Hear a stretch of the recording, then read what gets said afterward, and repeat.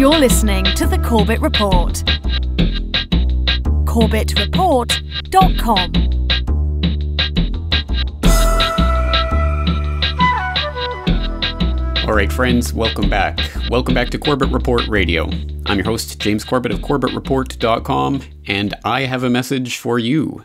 Be afraid. Be very afraid. The UN commands it of you. The United Nations is asking you to supplicate in fear once again of that dreaded scourge which they can bring up out of their magic hat anytime they need it. They can pull it out of their sleeve as their ace card and lay it out on the table, and it will trump anything that you have. So you must simply bow down with fear, because the UN has issued a global alert over a new SARS-like virus. And this comes from no less a reputable source than MSNBC itself, so I guess we should take it deadly seriously. A Qatari man is treated for disease almost identical to the one that killed a Saudi Arabian earlier this year. Quote, a new virus belonging to the same family as the SARS virus that killed 800 people in 2002 has been identified in a Qatari man who has recently been in Saudi Arabia, the World Health Organization said Sunday. The United Nations health body, which issued a statement through its global alert and response system, said tests on the patient, a 49-year-old Qatari man, confirmed the presence of a new or novel coronavirus. It said the UK scientists compared gene sequences of the virus from the Qatari patient with samples of virus sequenced by Dutch scientists from lung tissue of a fatal case earlier this year in a 60-year-old Saudi Arabian national. The two were almost identical, it said. Coronaviruses are a large family of viruses, which include the common cold and SARS. End quote. Well, I don't know about you, but I'm quivering in my boots at the face of this pandemic, the likes of which hasn't been seen since the last one occurred in 2002 that killed 800 people. 800, I tell you.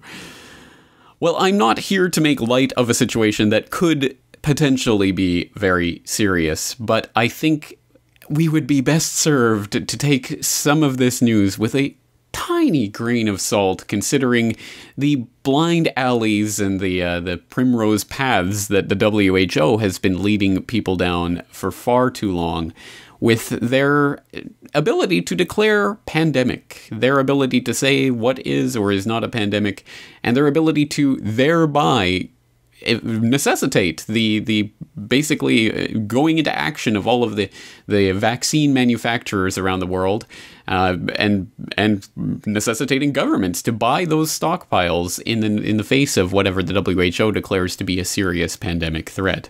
So let's be clear on this. There's no indication yet that there's any vaccination scheme or anything behind this latest outbreak that's supposedly going around. But this is one of a type of story that I've seen come up again and again and again and again and again in recent years, and it kind of just bubbles under the surface usually, and usually it doesn't turn into a big pandemic, so it doesn't really get as many headlines as you would think. But these types of stories are coming up time and again. So for example, new AIDS-like disease found in US and Asia, or researchers say new AIDS-like mystery disease is not contagious. Well, there, relief.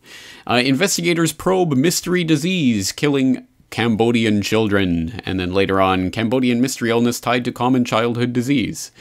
Okay, well, mystery disease devastates northern Uganda. And later on, it's tied back to mystery disease in Ethiopia solved, linked to weed toxin.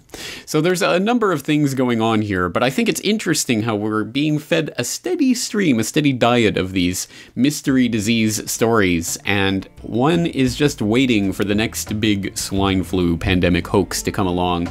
And that, my friends, was a billion-dollar hoax, in fact, a multi-billion-dollar hoax that was force-fed to the public just a few short years ago. So tonight on the program, we're going to be delving back into that history and what is the real pandemic threat.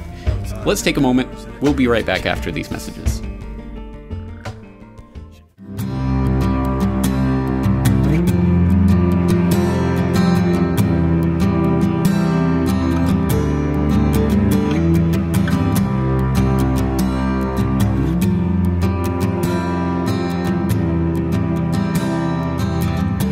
All right, friends, we're back here on Corbett Report Radio, and tonight we're talking about this newest threat to the human species that is coming from this latest unidentified coronavirus that has recently been discovered in a Qatari man that looks similar to one that was in a Saudi Arabian man earlier this year and resulted in the Saudi Arabian man's death. So the World Health Organization has issued a global alert over this, and you can go and read about this under headlines such as UN issues global alert over new SARS-like virus, and you can marvel and tremble in your boots at the idea that there's a new coronavirus out there.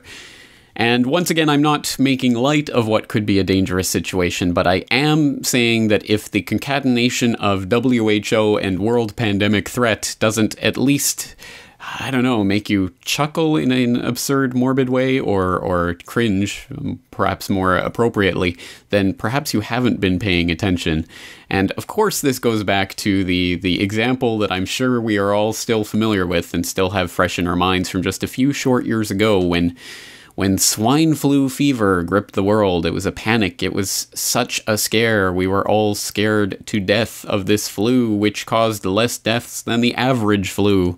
It was in fact an extremely mild version of the flu, but somehow and for some reason, despite the fact it was extremely mild and not particularly contagious, it was enough to set off a global pandemic crisis initiated by the WHO and its little definition of pandemic that then necessitated governments around the world, due to agreements that they already had in place with the WHO, to start buying the vaccines from the vaccine manufacturers to counter this pandemic threat. And not even getting into the hoax that is the flu vaccines and how they are either they're not attuned to whatever the current strain of the virus is, or more to the point, they actually tend to confer flu susceptibility and even flu to people rather than protect them from it. But let's not even get into that particular aspect of the debate. The fact is that governments around the world spent billions and billions and billions of dollars of their taxpayer money on these vaccines that proved to be completely and utterly unnecessary.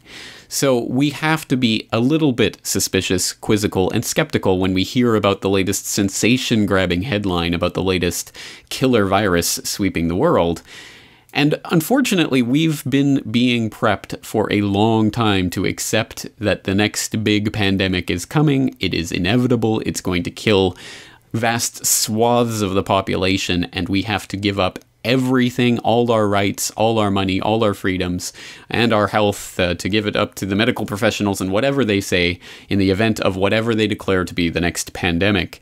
Because as I say, we've been conditioned into accepting that this is just the inevitable reality for so long, and not only through the Hollywood conditioning and the propaganda, through the popular entertainment that I think we've all seen over the past several years of all these contagion and virus stories and all of that sort of thing, but also in the straight news, the serious news. So, for example, I'll pick a couple of examples out of thin air, but I'm sure if you've been paying even some glancing attention to the mainstream media, you've seen examples of this over the years too. But let's take one example from The Telegraph back in 2008, which carried this story: "Disease pandemic inevitable in Britain, warns House of Lords." Changes in lifestyle are leading to new infections and providing them with an opportunity to spread rapidly, the report warns. An outbreak in Britain will cause massive disruption, it concludes. More should be done to provide early warnings. The Lords Intergovernmental Organizations Committee says the dysfunctional World Health Organization needs to be better organized to cope with the threat. The peers described the government's evidence to it as sobering. They were told by ministers, while there has not been a pandemic since 1968, another one is inevitable. Estimates are that the next pandemic will kill between 2 million and 50 million people worldwide, and between 50,000 and 75,000 in the UK. Socioeconomic disruption will be massive. The committee says that with 3/4 of newly emerging human infections originating from animals, more stringent ways of detecting diseases are needed. All right, we'll end the quote there. It's a typical cookie-cutter story of the next pandemic threat. And again, I'm sure you've seen examples of this over and over and over in the last several years in the media, talking about the inevitable threat of the next pandemic. And I suppose, given a long enough timeline, and assuming we don't annihilate the Earth with nuclear weapons or HARP technology or GMOs or whatever the next big threat to the world is, assuming we don't all die in some fiery death in the next few years, yes, I'm sure a pandemic will be inevitable at some point. They have happened in the past. They have swept through populations. They have taken vast numbers of lives, and I'm sure it will happen again at some point. But it's very bizarre to me that there's these government reports like this one that's being talked about in this Telegraph article that somehow they don't know anything about what this pandemic will be, what particular strain of what particular virus it will be, what mutations it will have, how it will operate, how it will act on the human body, what effects it will have. They know nothing about this. It's just saying, well, a pandemic is going to happen. And yet they can predict 50,000 to 75,000 deaths in the UK and up to 50 million worldwide. Well, that's a pretty accurate prediction. I mean, that doesn't leave a lot of room for error, I suppose, given how their precise range that they're offering there. How do they know exactly how many people this is going to kill? Well, of course, it's just to give people an idea of, oh, this is a threat and it's going to kill thousands of people. We should pay attention to it. It's bigger than 9/11, I guess, would be the way it would be phrased in the United States. But this is, again, this is total pipe dream stuff that's just being imagined up by some governmental committee as a way of getting the public attention focused back on the issue in order to draw attention and funds, of course, back into the problem so that they can take this money and reorganize the WHO or whatever they say is going to fix this supposed threat. And in some ways, I think it is good for us to be aware of potential threats down the road, but of course when it is being directed by government officials who have a vested interest in collecting public funds to disperse them as they will towards the problems as they see them, usually headed by the solution committees headed by their friends, it tends to become a slightly problematic association. And that's why I think we have to be skeptical and quizzical when we hear about these new disease threats. So let's take a look at just one more example, because again, as I say, there are many examples, but here's the latest in case you haven't heard, and this comes from WebMD.com, so it must be serious. Seal flu, next pandemic threat? That's right, in July of 2012, they came out with this article. A new and virulent subtype of flu bug has emerged among harbor seals in New England, researchers report. Over a 4-month period beginning last September, 162 harbor seals were found dead or dying along the coast of New England. An investigation by renowned virus hunter W. Ian Lipkin, MD, of Columbia University identified the killer, a mutant flu bug transmitted to the seal by seabirds. Virus isolated from the seals had undergone a series of important mutations. It became able to spread among mammals, or at least from seal to seal. It became able to infect the seal's airways, destroying lung tissue or opening the door to fatal secondary infections, and it became more virulent.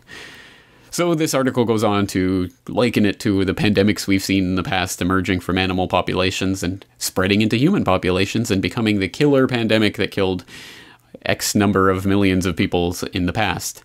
And when you actually break it down, all they're saying is that there's a new flu that's spreading among seals in New England Harbor that spreads from seal to seal and at least has the potential to kill some of the seals that it infects.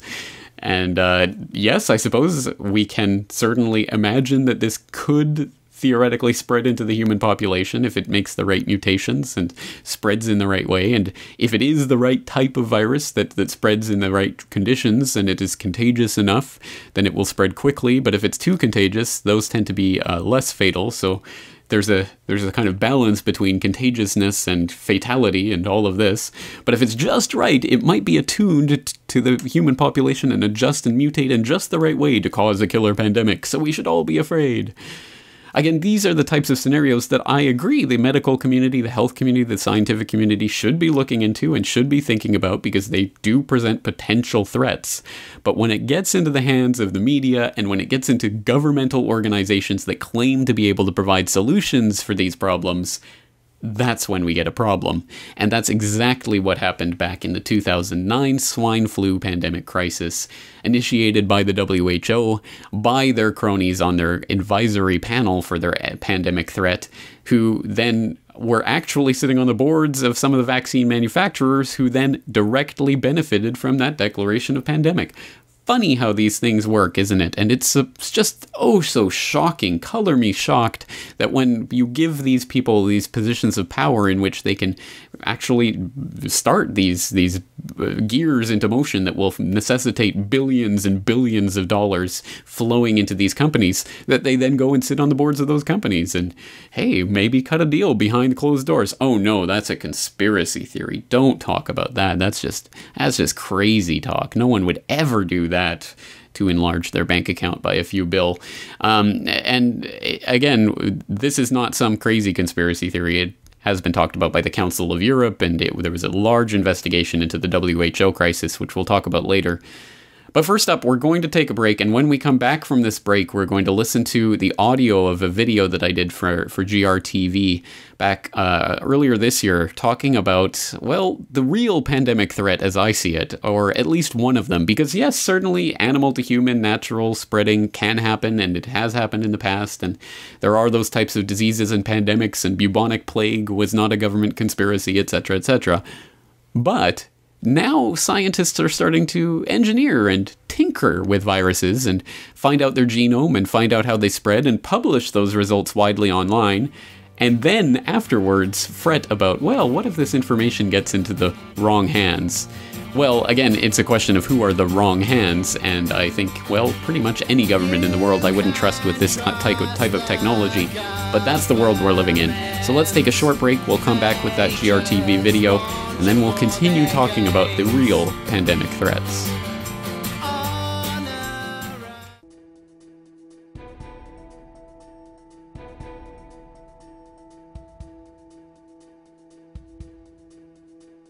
Mass panic over bird flu experiments. Governments remain biggest sponsors of bioterror. This is Behind the Headlines on grtv.ca. The U.S. National Science Advisory Board for Biosecurity made the unprecedented decision last month to call for the censorship of a pair of papers in scientific journals that describe how to make a novel, human-transmissible form of bird flu that could kill unprecedented numbers of people. The studies, conducted by two independent teams of researchers in the Netherlands, the US, and Japan, concluded that it was possible to mutate ordinary H5N1 avian flu virus into an aerosol transmissible form that could spread easily and rapidly through the air. According to Dr. Ron Fouchier at the Erasmus Medical Center in Rotterdam, we've discovered that this is indeed possible, and more easily than previously thought. Defenders of the research have noted that these studies could help scientists detect the early stages of the development of such a supervirus in nature. Detractors countered that the research could give bioterrorists the knowledge they need to create an extremely deadly bioweapon.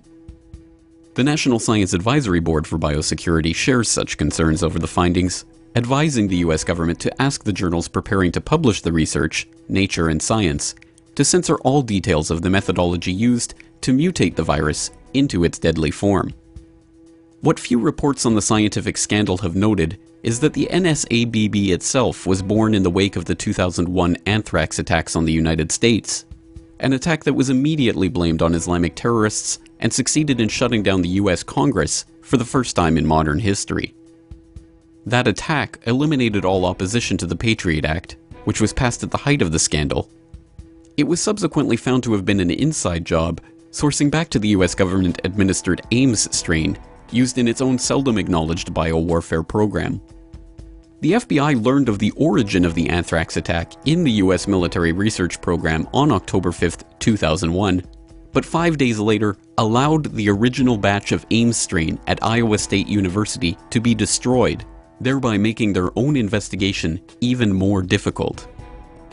After spending years falsely accusing Stephen Hatfill, a bioweapons expert, with perpetrating the crime, they eventually pinned the blame on US AMRID researcher Bruce Ivins, who supposedly killed himself with an overdose of Tylenol and codeine just 2 days before he and his attorney were to meet with the FBI to face the accusation that he had engineered the anthrax attack. Ivins left no suicide note, no autopsy was performed on his body, and in the immediate wake of his death, the FBI pronounced the case closed. What the attack and its subsequent cover-up exposed was the vast, murky underworld of government-sponsored biowarfare research that had been taking place covertly and illegally since the signing of a 1972 treaty forbidding the development of bioweapons.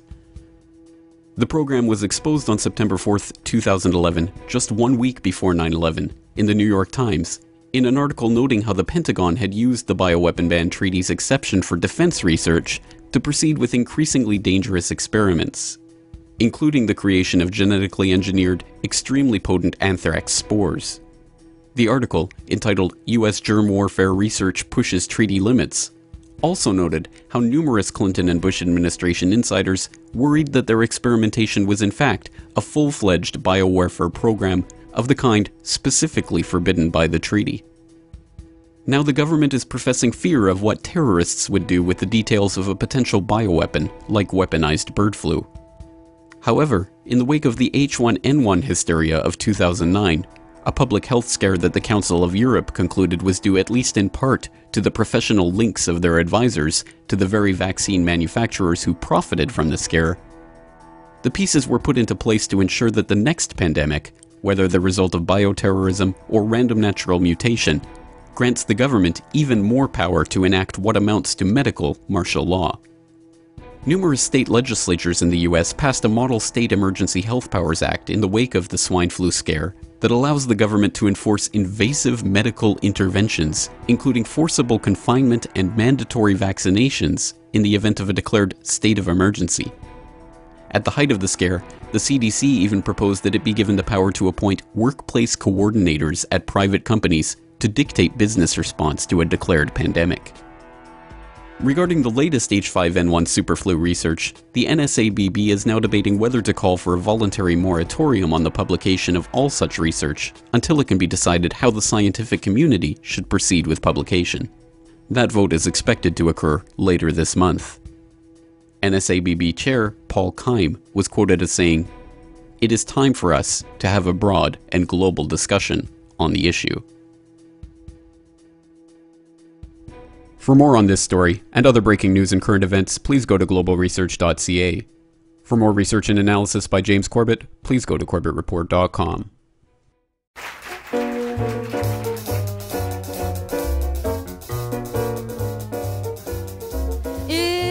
Don't mean a thing, all you gotta do is swing.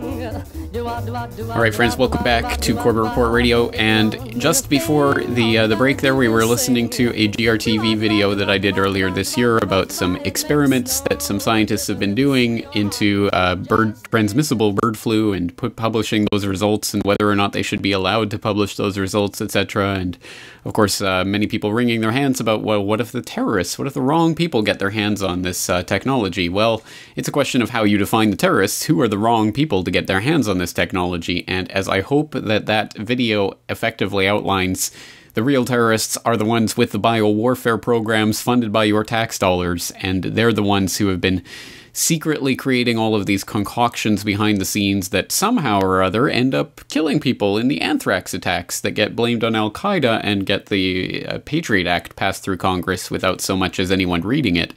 But, when you actually start to investigate it, oh yeah, that sources back to the AIM strain that was created in US government laboratories. Funny how that works. So I think we have to keep our eyes on the real prize and realize that when the government is pointing one finger at us as the suspected potential terrorists, they have three fingers pointing back at them. So let's start examining some of the real threats here. And first, let's go into that 2009 swine flu pandemic. Let's not dance around it, because there is a very serious thing that happened there, and we have to understand how it happened. And probably the best way to understand how it happened and what happened in what way is to go to the WHO itself. They have a post up on their very own website from the Bulletin of the World Health Organization from March of 2011, where they published an article by Peter Doshi called "The Elusive Definition of Pandemic Influenza." And it talks about this definition that the WHO uses for their declaration of pandemic, etc., that was mysteriously altered 1 month before the swine flu pandemic began. Interesting. Well, let's take a listen to that part of the controversy. So it says, quote, "Since 2003, the top of the WHO pandemic preparedness homepage has contained the following statement. An influenza pandemic occurs when a new influenza virus appears against which the human population has no immunity, resulting in several simultaneous epidemics worldwide with enormous numbers of deaths and illnesses.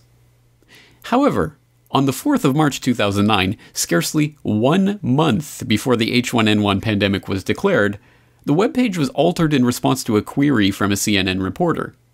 The phrase, "enormous numbers of deaths and illness," had been removed, and the revised webpage simply read as follows. An influenza pandemic may occur when a new influenza virus appears against which the human population has no immunity. Months later, the Council of Europe would cite this alteration as evidence that the WHO changed its definition of pandemic influenza to enable it to declare a pandemic without having to demonstrate the intensity of the disease caused by the H1N1 virus. Harvey Feinberg, chairman of the WHO-appointed International Health Regulations Review Committee that evaluated WHO's response to the H1N1 influenza pandemic, identified the definition of pandemic influenza as a critical element of our review. Duh. In a draft report released in March, the committee faulted WHO for inadequately dispelling confusion about the definition of a pandemic, and noted WHO's reluctance to acknowledge its part in allowing misunderstanding of the webpage alteration, which WHO has characterized as a change in the description, but not in the definition of pandemic influenza. It's not a definition, but we recognize that it could be taken as such. It was the fault of ours confusing descriptions and definitions, a WHO communications officer declared. Indeed, the Council of Europe was not alone in claiming that the definition had been changed. WHO argues that this phrase, which could be more neutrally referred to as a description definition, had little bearing on policy responses. A WHO press release states that it was never part of the formal definition of a pandemic and was never sent to member states, but simply appeared in a document on WHO's website for some months. In actuality, the description definition was displayed at the top of the WHO pandemic preparedness homepage for over 6 years and is consistent with the descriptions of pandemic influenza put forth in various WHO policy documents over the years. However, while the original description definition unambiguously describes disease severity and certainly reflects general assumptions about pandemic influenza before novel H1N1 emerged, it is unrelated to the criteria WHO applied to declare H1N1 influenza a pandemic. So, long story short, they had this definition that relied on the clause that there had to be a large number of deaths and illnesses resulting from this disease, and they took that clause out 1 month before this swine flu pandemic started spreading across the globe. And that's just one of those things that happens. And of course, it's just a description definition. It's not a definition. So it didn't really affect the WHO's policies or its responses, but it might have just confused the public a little with that whole "what is a pandemic" thing. I mean, that's not really important. The important thing is to get every media outlet in the world blaring in big headlines, "Pandemic sweeping the world. Pandemic is going to kill us all. Pandemic." So that's exactly how that scam worked. And then, they say that they didn't rely on that description for any of the policies that were implemented as a result of this pandemic. So what really was behind this? How did they decide what was a pandemic and what wasn't? Well, back in 2010, the whole story started to unravel when some critics stepped forward about the way that the WHO declared the swine flu pandemic an emergency and how they sorted out what level it was, etc. And basically you had some insiders and others who were familiar with how this process worked saying that it was absolutely a result of the ties between the people on the advisory panel who recommended the pandemic declaration and the vaccine manufacturers on whose boards they sat. And so, for example, back in 2010, you can go back to the Mail Online, they have a breakdown of this. Drug firms drove swine flu pandemic warning to recoup billions of pounds spent on research. Billions of dollars, billions of pounds. And this goes on to start talking about Dr. Wolfgang Wodarg, the former head of the Council of Health at the Council of Europe. And he started talking about this in late 2009, early 2010, and it says here, drug companies which spent up to £2.5 billion developing a vaccine then push their interests within the WHO, leading to the definition of a pandemic being softened and an outbreak declared. He told the hearing, Wolfgang Wodarg, that is, told the hearing, it was stated in panic-stricken terms that this was a flu that could threaten humanity and a great number of humans could fall ill. This is why billions of dollars of medications were bought. And that's pretty much it. I mean, that is where it goes back to. And if you want more of the analysis that actually came out of the Council of Europe's investigation, which was eventually released in June of 2010, you can actually go to the Council of Europe's website, assembly.coe.int, and they have a link there to this press release that was around something that a report that they released in June. Handling of the H1N1 pandemic, PACE, the Council of European Parliamentary Assembly, calls for safeguards against undue influence by vested interests, and it just goes on to state that the Assembly set out a series of urgent recommendations for greater transparency and better governance in public health, as well as safeguards against what it called undue influence by vested interests. It called for a public fund to support independent research, trials, and expert advice, possibly financed by an obligatory contribution of the pharmaceutical industry. It also called the media to avoid sensationalism and scaremongering in the public health domain. Yes, calling on the media to avoid sensationalism and scaremongering in the public domain is like asking a bear not to defecate in the woods. Good luck with that.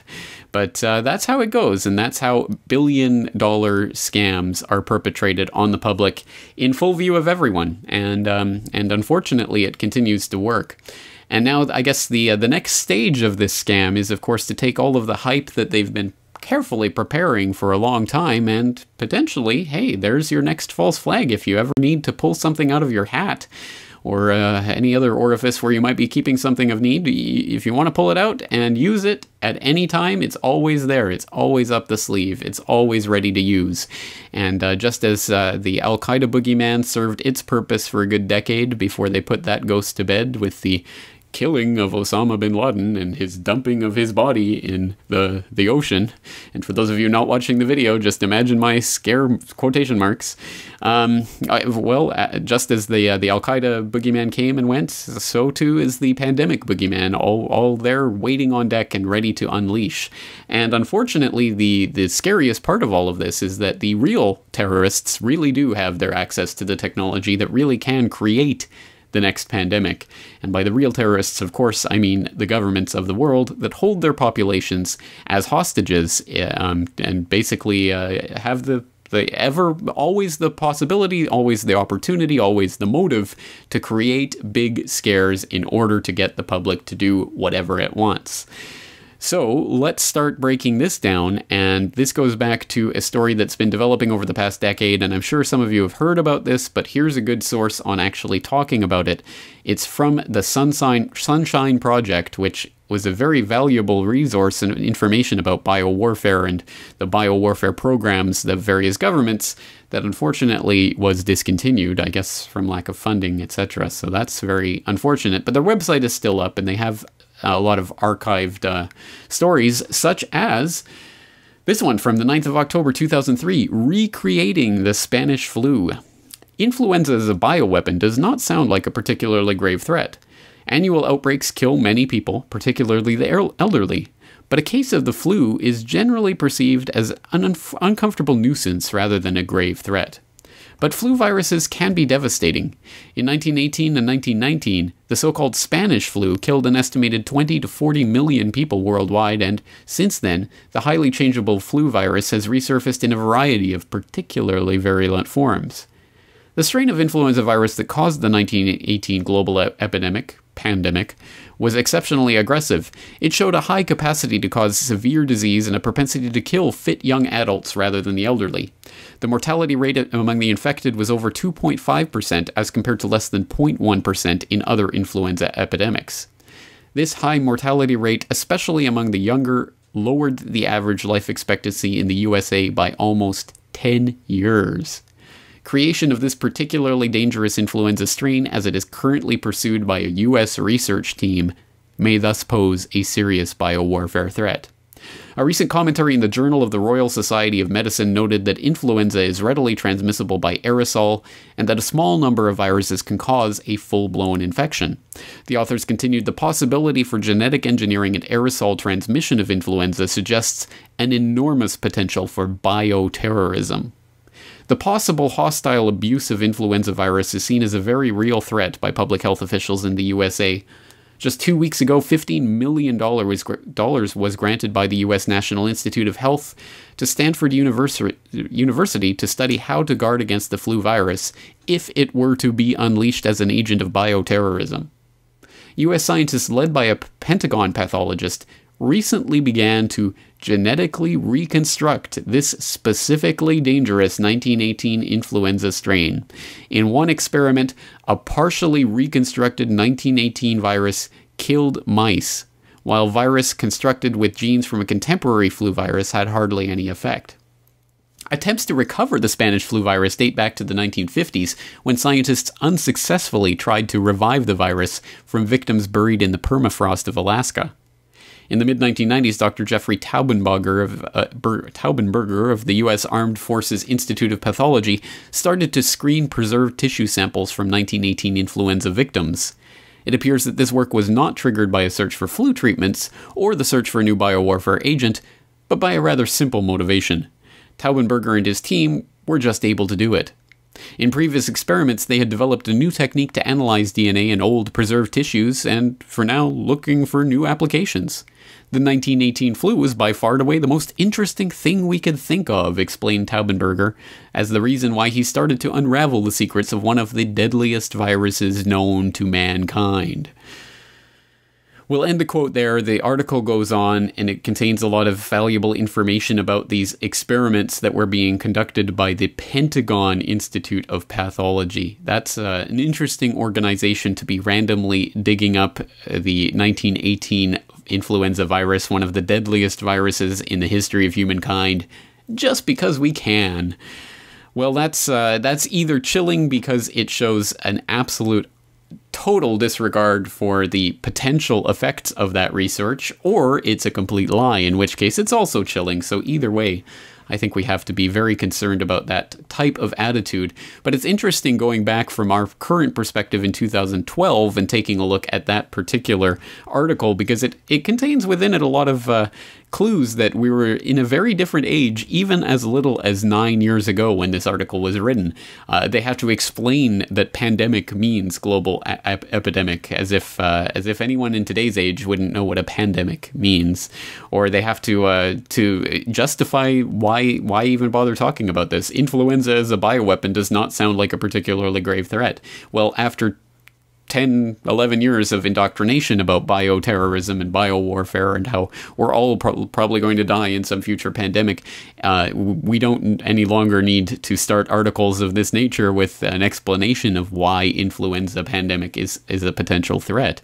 So we have been conditioned over the past decade very much to accept this, and I hope people are aware of that, and when they see these Hollywood blockbusters, etc., that come out, these best-selling thrillers by, the best-selling thriller writers about the possibility of global pandemics and killing millions of people and all of this, I think we should be aware that we are being conditioned to accept this idea, and it's part of that predictive programming that makes it all seem just so familiar when it actually starts to happen. Well, I always knew the terrorists would get their hands on these weapons one day, and they'd start releasing them in those controlled releases, but thank God for the government coming in and stepping in with their medical martial law, quarantining those areas, sealing those people in, and force medicating them. That was what did the trick, and that's what made everything all better. And if you think I'm just pulling this out of a hat, unfortunately, I think this is very much where things are going and where things have been self-consciously positioned to go. Just like in every other potential false flag scenario, all of the trapdoors that will suddenly spring open when and if this idea is launched have already been carefully prepared, lovingly crafted, so that we will fall through them when and if the time comes. And on that note, medical martial law is at the very least one thing that we should have our eyes on as a potential threat to come from this bioterror threat. And once again, it's in the hands of the real terrorists who have their fingers and hands on the levers of power in government that can tell you and I what to do and force medicate us and do whatever they want with us. So if you're not familiar with that concept of medical martial law and what that entails, well, let's take a short break, but when we come back, we'll come back to wrap things up talking about medical martial law, what preparations have been made for the next big pandemic that comes along, whether natural or man-made, and what you and I can and should be doing about all of this mess. It's not a pretty big picture, but we'll continue painting it when we come back after these messages. Once the damage was done, but then suddenly...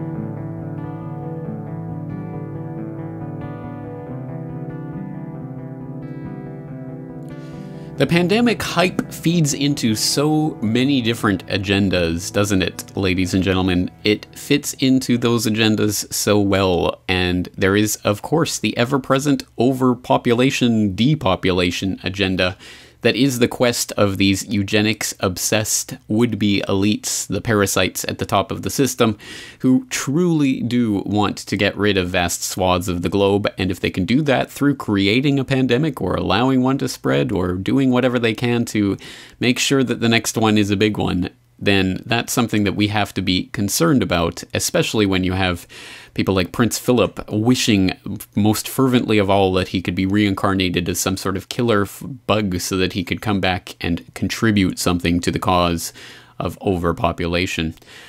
Just interesting little tidbits like that should at least keep us on our toes. But not only does it fit into the depopulation agenda, this pandemic hype itself is also setting the stage for what could be the next phase of the totalitarian tyranny that is tiptoeing its way into our gardens. And that is medical martial law. Once again, if this is a phrase that you're not familiar with, I suggest you Scroogle it. Oh wait, there is no Scroogle anymore. Well, startpage.com. and take a look at what that phrase is and what it means. And hey, if you're on CorbettReport.com, just type that into the search bar and you'll find some of the work that I've done on this issue over the years, including episode 86 of my podcast that I released back in 2009 during the height of the swine flu pandemic scare hype.